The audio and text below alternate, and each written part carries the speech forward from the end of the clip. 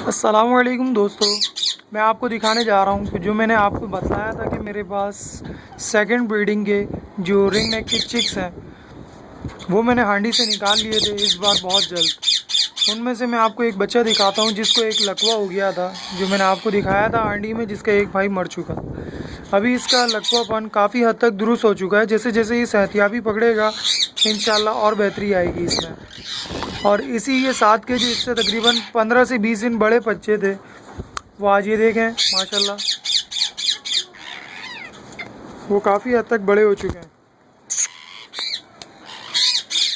ठीक है दोस्तों, ये आपके सामने है, मैं आपको दिखाता चलूँ। जैसे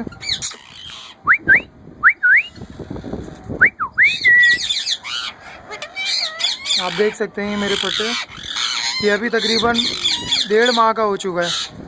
ठीक है, अभी आहिस्ता आहिस्ता इसकी सेहत और बढ़ेगी, फिर ये कुछ अल्फाज सीखने लगेगा।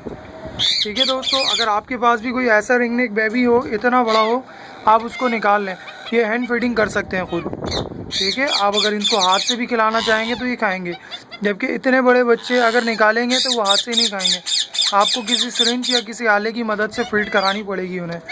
ठीक है, जब इतना बड़ा बच्चा बेबी हो जाएगा वो तकरीबन 2 महीने 3 महीने के बाद खुद से अल्फाज निकालने लगेगा, यानी कि टें टें या आवाज़ मारेगा दाना मांगने। ठीक है, फिर वो कुछ अल्फाज सीखेगा। जैसे आप छोटे छोटे अल्फाज सिखाएं उसको, जो रोज़ाना डेली की बुनियाद पे आप उसको दोहराएं, सुबह शाम दोपहर। जैसे आप खाने के लिए इनको कुछ देते हैं, इसी तरह वो अल्फाज दोहराएं, जैसे म्याऊं, मिट्टू, मिट्टू बैठे। तो आने वाले वक्त में बढ़ती हुई उम्र में ये वही अल्फाज दोहराएंगे। ठीक है दोस्तों, मैं उम्मीद करूँगा ये अगर मेरे पास रहे और ये सेल आउट नहीं हुए तो मैं आपको इनका और मज़ीद रिज़ल्ट दिखाऊंगा कि ये बोलना सीखे या नहीं। ठीक है, ठीक है। और अक्सर दोस्त मुझसे सवाल करते हैं कि जो आप